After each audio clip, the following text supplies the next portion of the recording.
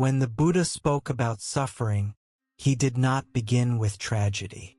He began with something much quieter.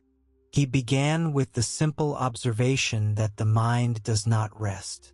Not because it is evil, not because it is broken, but because it is constantly reaching toward what just happened, reaching toward what might happen next. And when the mind reaches without pause, exhaustion appears. Many people think mental exhaustion comes from problems, but more often it comes from identification, from believing that every thought is you, every worry is your responsibility, every feeling must be understood and resolved. This is not a failure of discipline. It is a habit of attachment. The Buddha noticed that the mind clings to thinking itself. It clings to stories. It clings to explanations. It clings to becoming someone better, safer, more complete. So even when the body stops moving, the mind continues its work. This is why rest often feels shallow. The body lies down, but the mind remains standing. Mental exhaustion appears when the mind is never allowed to set itself down. Think about this carefully. Most of your thinking is not chosen. It happens automatically. Thoughts appear. Then another thought comments on the first. Then another reacts to that. Before you realize it, you are carrying an entire conversation inside yourself. And you believe you must stay involved. The Buddha called this attachment to mind formations. Not in complex language, but in experience. You attach to a thought, and immediately you feel responsible for it. You attach to an emotion, and immediately you feel you must act on it. This constant attachment creates pressure. Pressure creates fatigue. This is why trying to calm the mind usually fails, because the one trying to calm it is the same one exhausting it. The mind tries to fix itself with more thinking. This is like trying to put out fire with fire. So the Buddha did not teach control. He taught seeing. Seeing thoughts as movements, not commands. Seeing emotions as visitors, not identities. And here is where the exhaustion begins to soften. Not when thoughts stop, but when you stop following them. At first, this feels uncomfortable, because the mind is used to being obeyed. When you do not immediately engage, the mind becomes restless, throws louder thoughts, more convincing ones, thoughts that feel urgent. This does not mean something is wrong. It means a habit is losing its grip. Mental exhaustion is often the mind saying, "I am tired of being taken so seriously. You were never meant to carry every thought." The Buddha understood that thoughts arise due to conditions. They are not personal. When conditions change, thoughts change. But when you cling, they linger. This is why silence can feel threatening at first. In silence, there is nothing to hold on to, no story to maintain, no identity to protect. So the mind fills the space, again and again. But exhaustion does not lift by force. It lifts through disengagement, through allowing thoughts to pass, without answering them, not pushing them away, not following them, just letting them finish on their own. This takes patience and compassion. The Buddha emphasized gentleness for a reason. A tired mind does not need discipline. It needs permission. Permission to stop performing. Permission to stop improving. Permission to simply be present. Over time, something subtle happens. Thoughts still appear, but they lose their weight. You notice them earlier. You leave them sooner. And the space between thoughts grows. Not dramatically, naturally. This space is not emptiness. It is relief. It is the mind resting in awareness rather than effort. And in this space, exhaustion begins to dissolve. Not because life is solved, but because the struggle with thinking has eased. The Buddha did not promise constant peace. He promised freedom from unnecessary suffering. Mental exhaustion is unnecessary suffering. It comes from clinging to every mental movement, as if it defines you. When this clinging softens, so does the fatigue. If your mind feels tired right now, do not treat it as a problem. Treat it as a sign that it has been carrying too much alone. You do not need to change your life tonight. You do not need insight. You only need to stop feeding the habit of over-involvement. Let thoughts come. Let them go. Return to the body. Return to breathing. Return to presence. Again and again. This is not effort. This is release. The Buddha's teaching is simple at its heart. You suffer because you cling. You rest when you let go, even slightly, even imperfectly. If you return to this understanding again and again, the mind will learn something new, that it does not need to run, that it does not need to carry everything, that it is allowed to rest.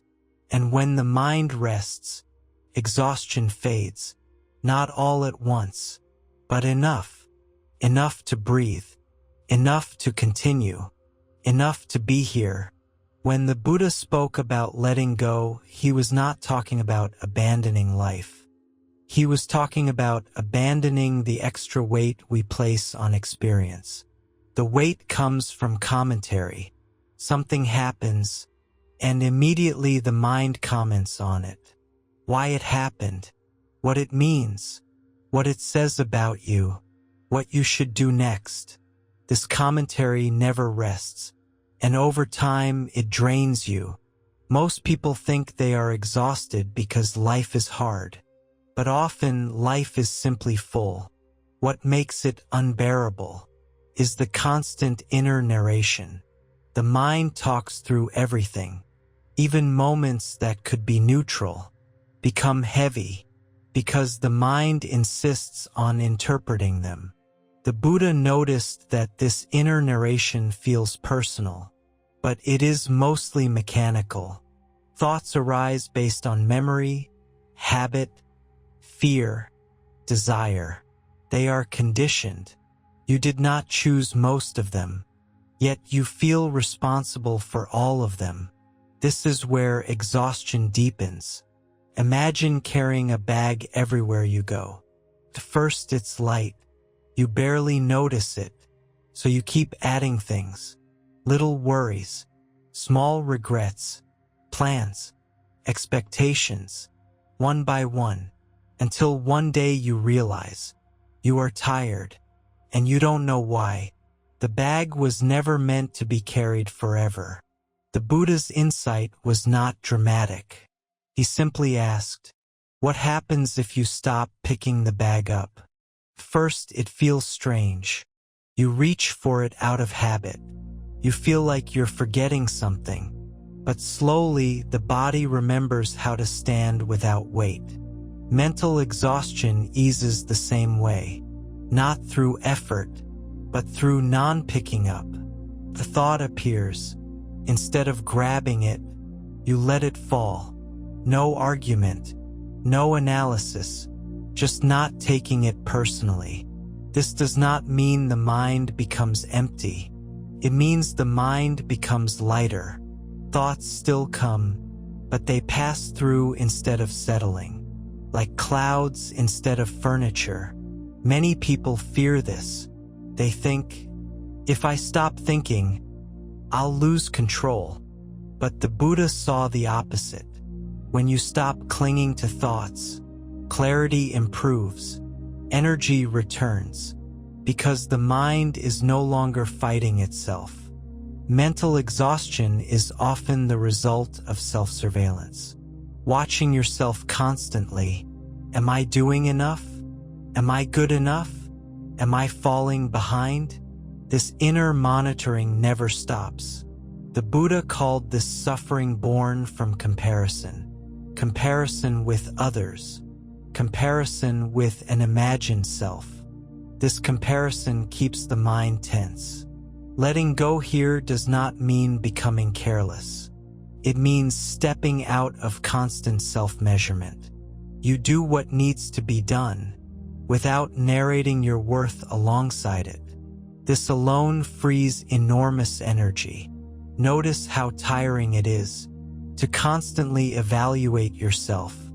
Even during rest, the evaluation continues. Was this rest productive? Am I wasting time? Should I be doing more? This turns rest into another task. The Buddha would call this restlessness, even when you are still.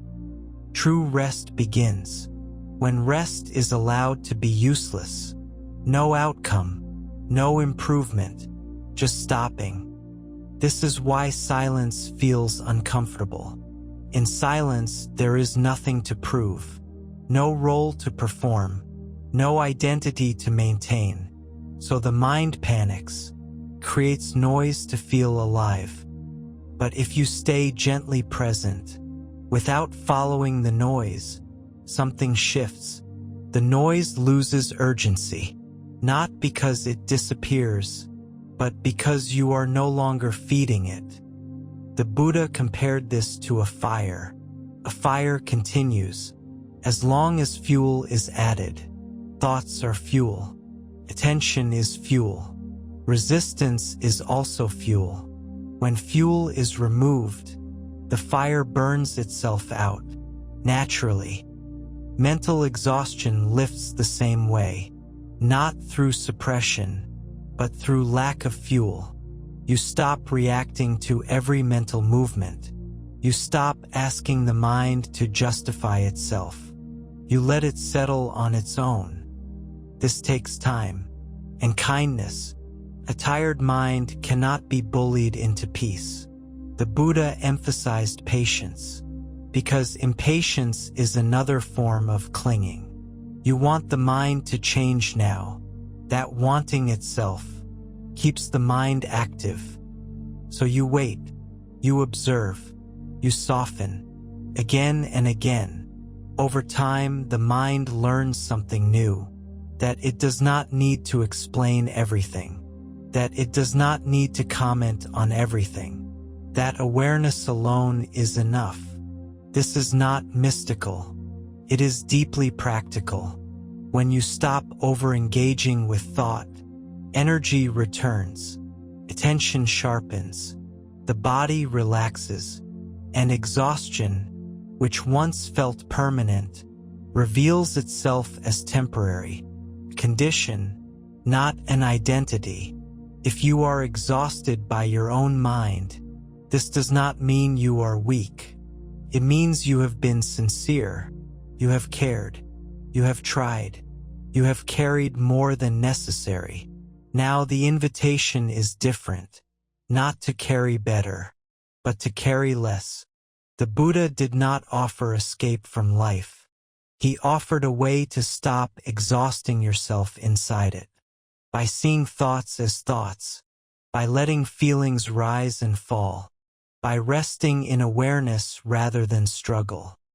You don't need to master this. You only need to return to it, again, and again, and again.